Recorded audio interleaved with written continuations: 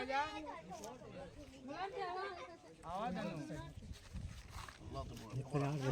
है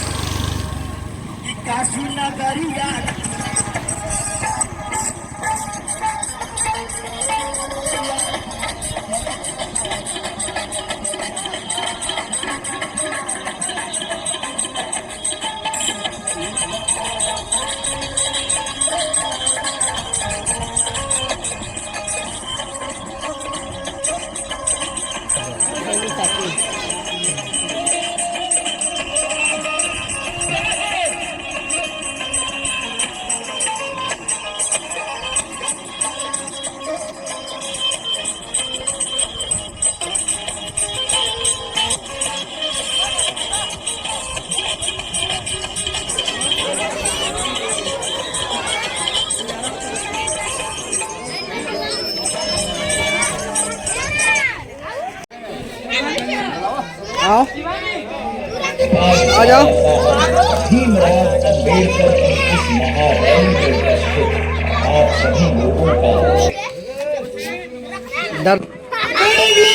everyone, my name is Shivani Kumari. सबसे पहले आप सभी लोग को अम्बेडकर जयंती की हार्दिक शुभकामनाएं। आज 14 अप्रैल है। बाबा साहब का जन्म 14 अप्रैल 1891 में हुआ था।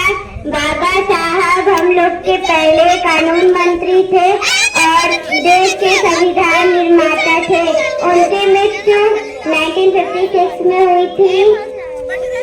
आज का दिन है बड़ा महान। बनकर सूरज निकला एक इंसान, कर गए सबके भले का काम, बन गए देश के संविधान। जय भीम, जय भारत।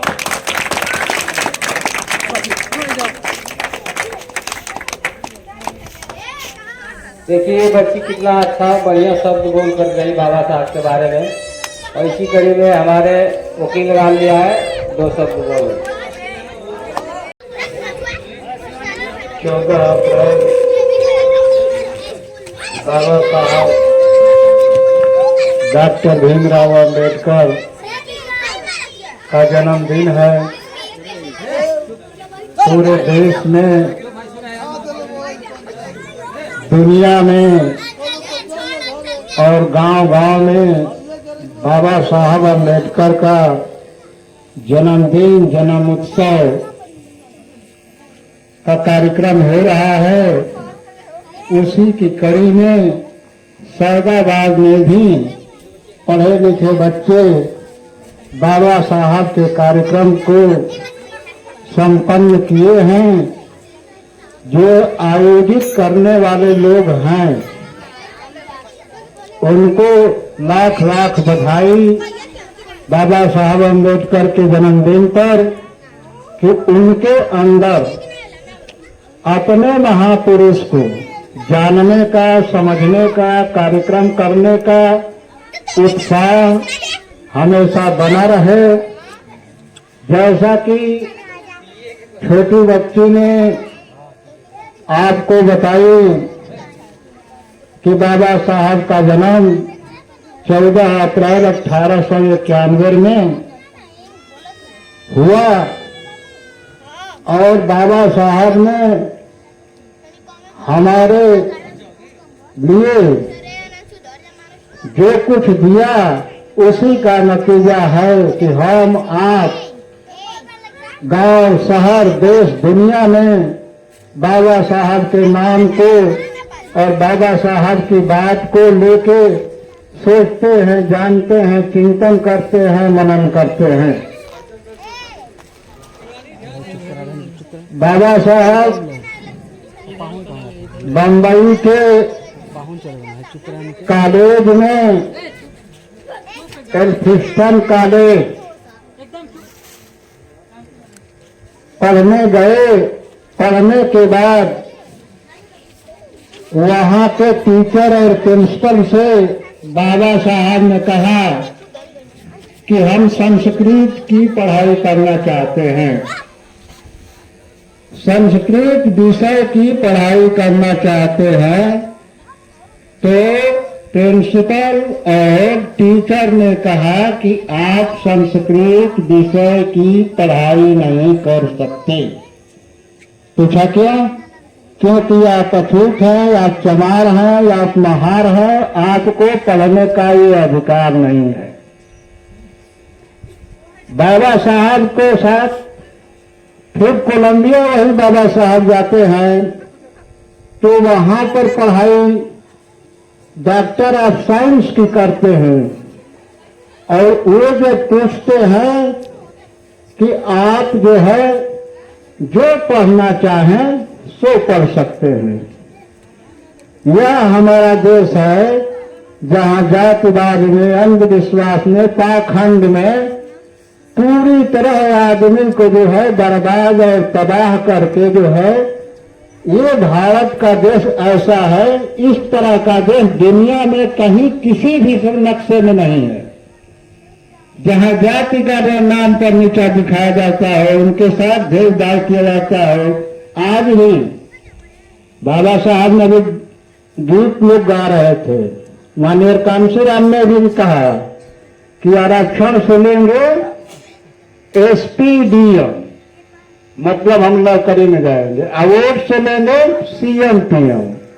ये माननीय कांशीराम का नारा था कि उत्तर भारत में, उत्तर प्रदेश में सरकार तक बनाए और बनाने के बाद जो है, तो आज जो स्थिति है भारत की, अभी पार्लियामेंट के अंदर वक्फ कानून में संशोधन आया और संविधान को चैलेंज किया गया। उतनी उच्च स्तर की मैं बात इसलिए नहीं कर सकता कि जो हमारे बीच में लोग हैं, हम माइक के जरिए यहाँ के सवालों को सुनाने नहीं आए हैं। हम अपने लोगों को यह कहने की कोशिश कर रहे हैं कि बाबा साहब की जन्म जयंती पर जिस तरह से ईद मने, जिस तरह से होली और ईद होता है, जिस तरह से दशहरा आप करते हो, आखिर बाबा साहब की जन्म जयंती पर जो है आप चमार होने के बाद होली दशहरा की तरह क्यों नहीं मनाते हैं? यह मनाते नहीं हैं तो बाबा साहब के साथ, रविदास के साथ गद्दारी करते हैं।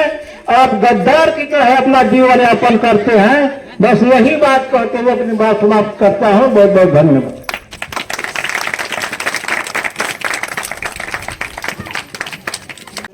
महान है, बधाई के पात्र हैं, क्योंकि अपने निजी काम से थोड़ा ऊपर हटकर बाबा साहब के विचारों, उनके कार्यकलापों को सुनने समझने के लिए अगर आपने समय निकाला है तो आप भी बधाई के पात्र हैं, महान हैं। और जो लोग अपने घरों से ही इस कार्यक्रम को सुन रहे हैं वो भी बधाई के और अधिक बधाई के पात्र हैं। और दर्द को समझिए। के बाद लास्ट में थोड़ा लिखना ज्यादा।